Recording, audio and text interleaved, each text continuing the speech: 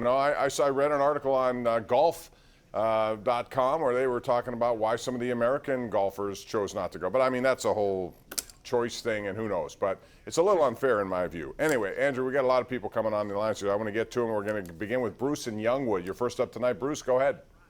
Hey, Bruce. Bob, Pomp. What's up?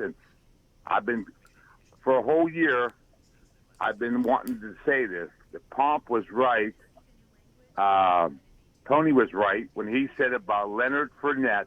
The Steelers should have picked him up when he was a free agent out there. No one had him out there. And Tony had said, he was preaching it, that they should pick him up and bring him in as a running back. It's been haunting me for a whole year, and I finally called and tell Tony you were nail on the head. All right, you know what he wants now. Pony, I'll give you a chance to respond, but you know what, Bruce? He now wants, if I heard some of your show either yesterday or today, I can't remember, you want them to trade Mason Rudolph. Is that what you've been saying? Carson Wentz is out for a while. They can't bring Nick Foles in because Wentz would melt into a puddle if the guy that replaced him in Philadelphia, they won a Super Bowl with him. They can't do that to him again. That'd be like, you know, you divorce your wife and she moves in next door 6 months later. You know, you can't do that to a guy. So, hey, Mason Rudolph has a winning record. Believe it or not, as a quarterback in the NFL. Bob, I think it's very abundantly clear here that he is not. Look at Art Rooney's comments today.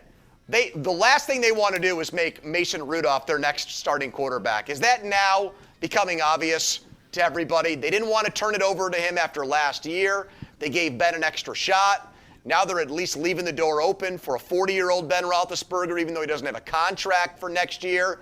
It's like the last thing they want to do. They can't bring themselves to get rid of Mason Rudolph, but they also don't have the guts to make him their starting quarterback, Bob. Well, why should they? Well, I'm just saying he played pretty well in Cleveland last year. What if he does get through this preseason and he secures the backup job and he does get in there a couple of times? You know, he's faced a lot of adversity, and I think not many people had their head ripped off once almost by Myles Garrett. Also got a concussion by Earl Thomas, who hit him in the face. Remember that day? Broken collarbone en route to a win against the Jets. I mean, he's faced a lot. I'm not willing to go there yet, but I do think Haskins is a number one pick because he was a number one pick, whereas Mason, they thought was a number one pick, but he went in the third round. There's a lot. That's why I'm so intrigued by this preseason. I want to see these guys go up against them. I'm excited to watch these games. Well, if you want Haskins to develop, it's important that he's your backup so then he gets those reps during the week in practice. So even though you might want in a situation where Ben got injured, you'd feel more comfortable maybe bringing Rudolph into a game. It's important that during the week that Haskins gets treated like the backup if you feel like he has an opportunity the following year to replace Roethlisberger.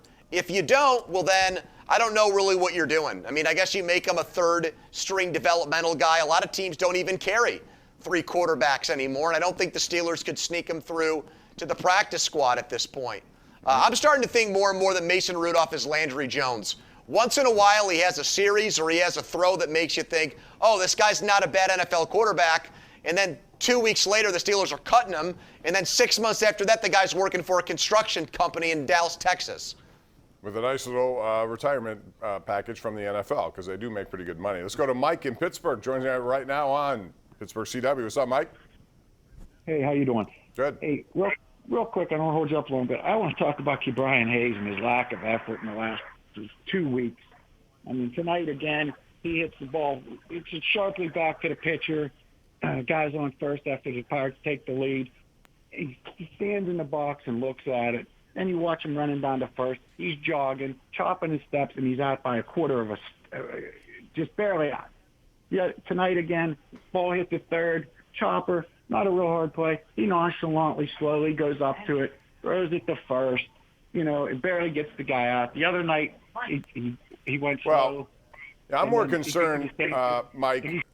You know, fine. A pet peeve of mine is not running out anything. I hate it. I never did like it. I like Joe Musgrove for that ever since I saw him run, more so than pitch or hit even. But the thing about Brian Hayes that I have more concerns about, Andrew, is his bat. What are we really seeing from a guy who had over 2,000 minor league at bats? He's been up here now since last year. He had a good month.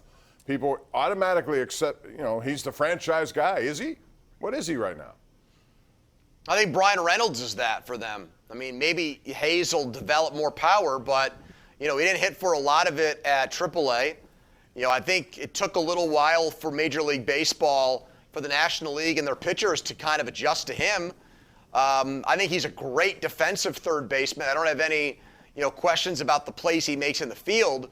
But in order to be a, franchise building block player, somebody you build your team around, he's got to be a complete player, like a Nolan Arenado was in Colorado for all those years. I think that's what you're hoping for with Ke'Bryan Hayes.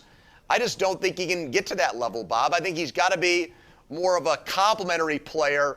If Reynolds keeps this up, well, then he's the guy you build your team around. But, when this season started, I think the idea was Ke'Bryan Hayes was going to be your team MVP, was going to be your great player, and I'm just not convinced that he's that right now. Yeah, me neither. He's going to have to earn more of that. We got to take a break here. When we come back, more calls on the way. It's 412-575-2600.